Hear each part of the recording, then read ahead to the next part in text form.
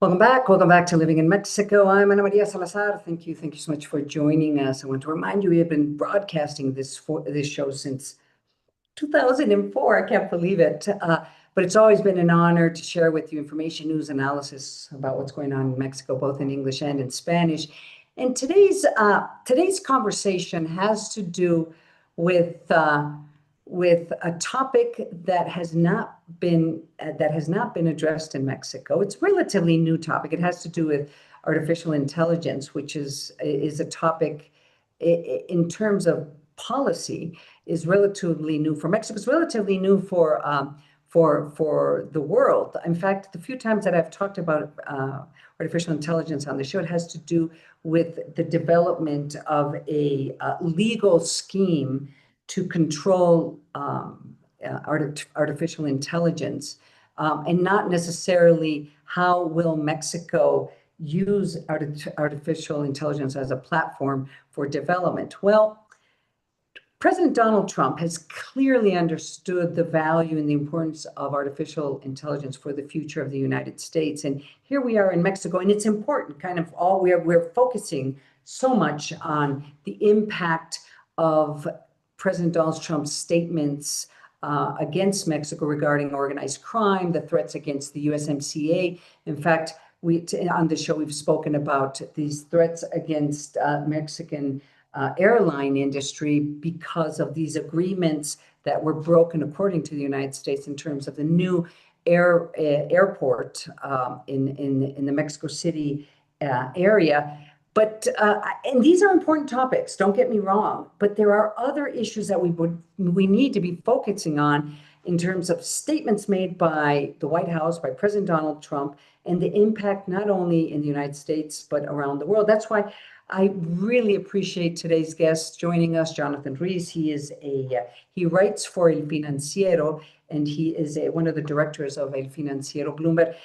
And, I've been following your op-eds, your pieces on El Financiero, where you highlight and you really chastise us in a way that we have been focusing on other issues and, the impact of these tariffs on the auto industry, Jonathan, but we have not been focusing enough on these other programs, these big projects by President Donald Trump. And one of them that you've been writing about has been these statements and these new project of the White House, President Donald Trump, in regards to artificial intelligence. So could you just put into context what we're talking about? Welcome to the show. It's always great to have you here on Living in Mexico. Thank you so much.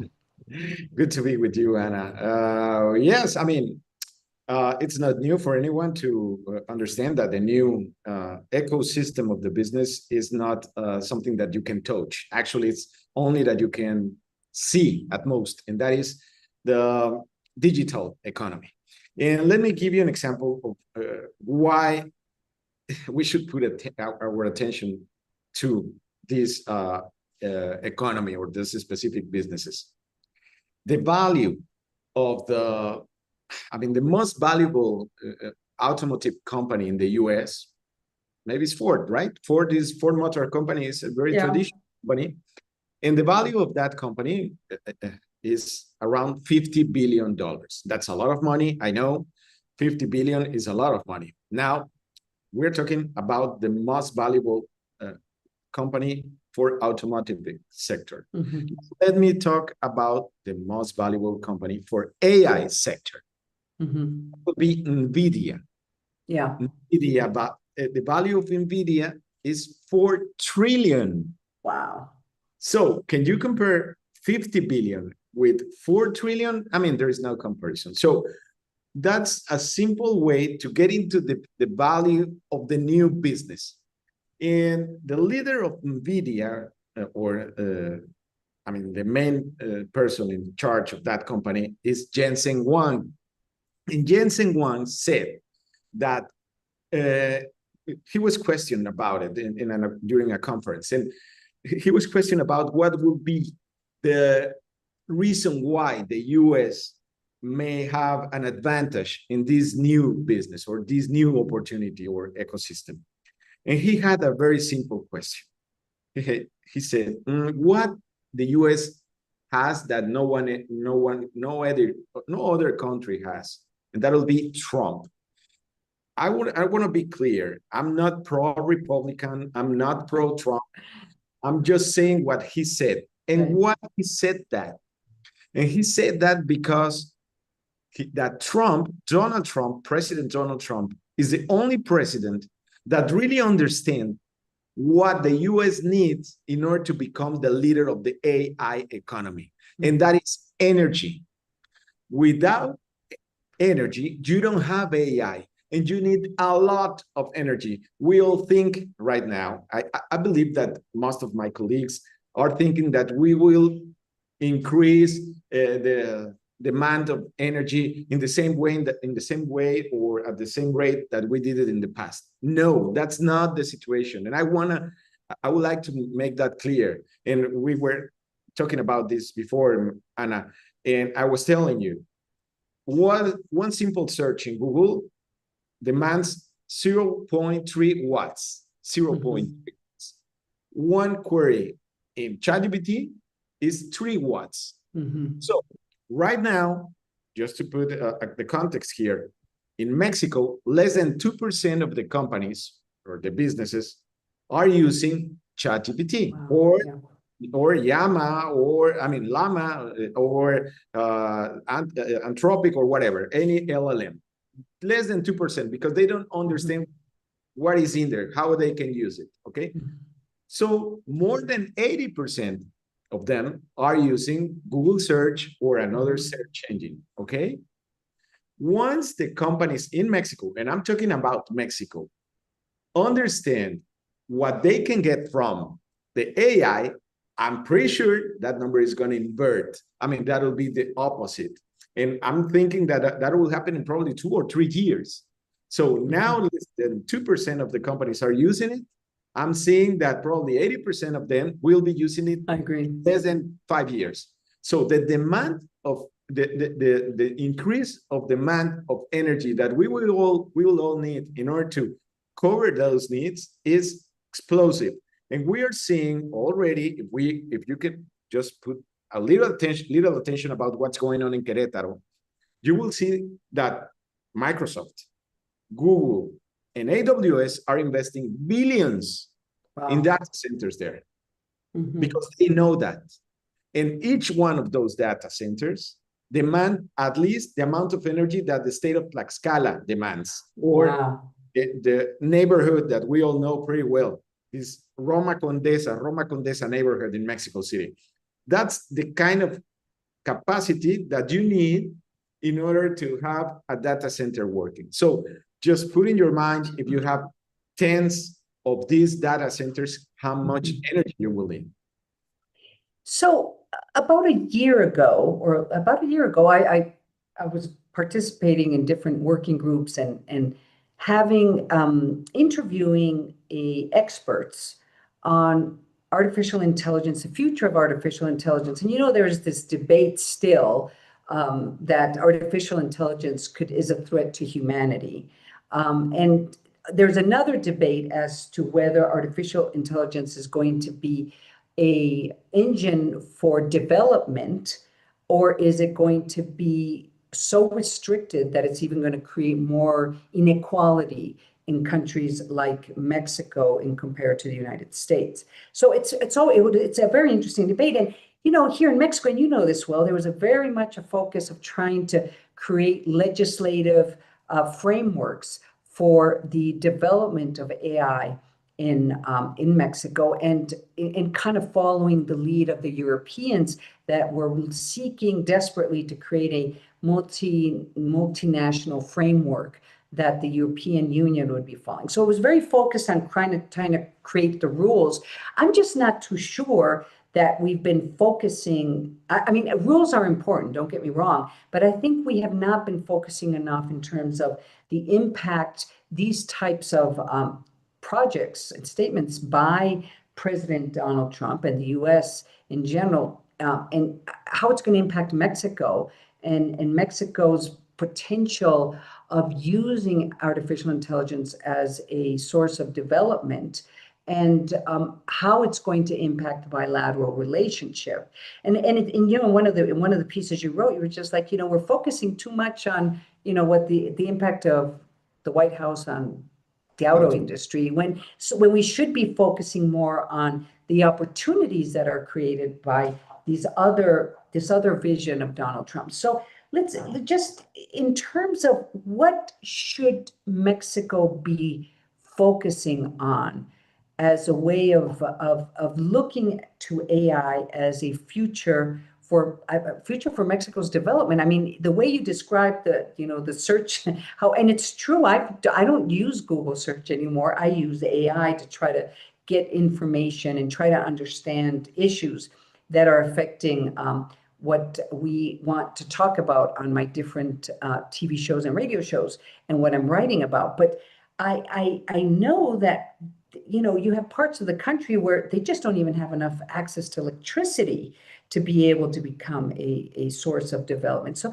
just walk us through, based on what we know, what the United States is trying to do, where we should be focusing on here in Mexico. What's the opportunities that we are not looking at or understanding?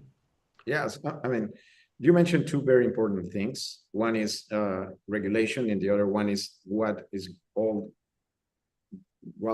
this has to do with Mexico. But the reason, and I will come back, I will go back to the reason why we're talking about this, and that is because President Donald Trump presented a plan, an America's AI action plan this week. And that pretends, at least in the US, just to liberate AI. Just don't focus anymore on woke issues. So they just want to liberate all the companies that are inside this ecosystem, just to let them know, just to let them be. And that is something which is obviously dangerous. At the same time, it reflects the kind of vision that President Trump has, in which is we cannot stop these companies for any reason. We just let them be. Otherwise, we will lose this race that we're racing against Korea, China, whatever. And the second one is, in this geopolitical race, what is the role of Mexico? Well, Mexico, you will remember that, I mean, earlier in this year, probably in March, I don't remember exactly the month, but President Claudia Sheinbaum presented a plan for Mexico to to people to get trained in semiconductors production, or chip production.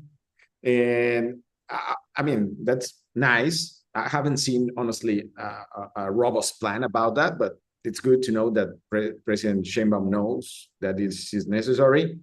But this plan that was presented by President Trump concerns me a little, because it said that they will be very rigorous regarding letting their AI going out of the country. And that includes semiconductors and semiconductors production and semiconductors value chain. They don't want anyone else to know how they do the things. So if we do not build a chain of trust with the US, it's very difficult for Mexico to pretend to attract investments of any kind of the semiconductors value chain. If what we are seeing with the criminal activity or the gangs activity in Mexico, that is my own, I mean, I'm not an expert, but it's in my understanding that they don't have the best relationship. I mean, the US government and the Mexico government, and we see friction there. If that is the situation, if they don't trust each other, we cannot expect to see a lot of semiconductors production in Mexico. So if I will be in the government, I will focus on creating that trust. How? I don't know. That's their job, not mine. But I will be there. Even, I mean, in case that's not their strategy, in case they are not able to do so, I will go for the second chance. And the second chance is just to put the pedal on the metal regarding all the electric parts that Mexico is supplying to the US. Mhm. How can Mexico increase electric supply chain products? It could be anything. I mean, from wires to, I mean, anything that you will think about electricity. And Mexico is a very important part of electricity production in the US. So Mhm. if Mexico is not going to be in semiconductors, and I was telling you before that AI has three legs. One of them is energy, the other one is Mhm. semiconductors, and the third one is data. If we are not going to be in data, if we are not going to be in chips, Mexico may increase its opportunity on electricity probably and be the best in the world for all the electricity parts production in the world. Maybe, I don't know. Mhm. But Mhm. I mean, those are our options. We build a chain of trust with the US so we can have Mhm. semiconductors manufacturing, or we focus on electricity parts production. That's or Mhm. electric part productions. That's the option that I see. You know, it's very, very interesting what you're highlighting, because at the end of the day, there's these opportunities that should be it should be considered an opportunity when we look at the future of North America. You know, that's why we had the USMCA, the NAFTA commercial agreements, because there was this sense that if you create this concept of North America, at least from in the view of the United States, you would have a partners that would provide to the United States a source of safe exports, well, exports to the United States, imports for the United States, excuse me, a chain of supplies, a safe chains of supplies that the United States needs in terms of food, in terms of, you know, even energy, in terms of products that if for one day the other, Mexico or Canada would not supply the United States, or there was a problem with the supply, the United States could basically depend on these countries, these two countries. Now, I don't know if North America is going to survive Donald Trump, and I'm not too sure what's going to happen with the commercial agreements, but clearly the USMCA could be a platform to at least put down in paper what and how Mexico can integrate itself with this new role that Donald Trump hopes the United States is going to play in artificial intelligence. You know what I mean? I think it's a very interesting opportunity, but nobody's talking about that. No, no, and you know what we are not talking about. Uh, I mean, as we should do it is the kind and the amount of services that we can offer to the US now. Mhm. That, I mean, you don't pay tariffs for that. That, I mean, you can export as much services as you would like to. And the best example is Costa Rica. Right. Costa Rica just doubled their exports of services to the US in 5 years. And that is because, I mean, you have people that understands what's going on the AI services. And one simple service, just let me give you one simple service. Let's understand regarding data, okay? We have data everything. I mean, everywhere, sorry. We have data everywhere. And if we put sensors on everything, you will have data for every activity in the economy of the US. But who is going to process that? Who is going to analyze that? And Right. how, I mean, there is a lot of jobs opportunity there.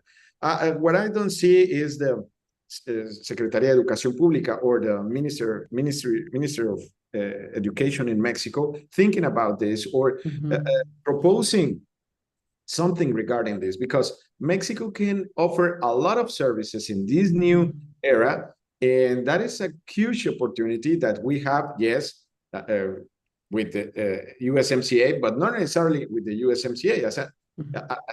As I told you before, you don't even pay any tariff for the services that you can export to the US. Right. So it's a big chance there, and we should put attention to it. Joining us today is Jonathan Ruiz. He writes op-eds, columns for El Financiero, and he's also a director at El Financiero Bloomberg. One last question. I really appreciate, Jonathan, you joining us today here on Living in Mexico.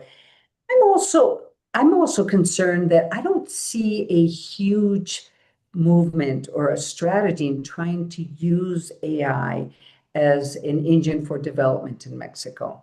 I think there was a lot of conversations about it, but there doesn't seem to be a strategy or clear-cut strategy in terms of using AI for health services, for businesses, for construction. I mean, there's just an incredible variety of opportunities that could be very, very useful in terms of assuring development, but there needs to be someone who's kind of coordinating these ideas or these opportunities in a way that in the next couple of years, Mexico could or should be, you have the US as a neighbor. Why doesn't Mexico become kind of the leader in artificial intelligence? It just doesn't seem to be in the agenda. Am I wrong?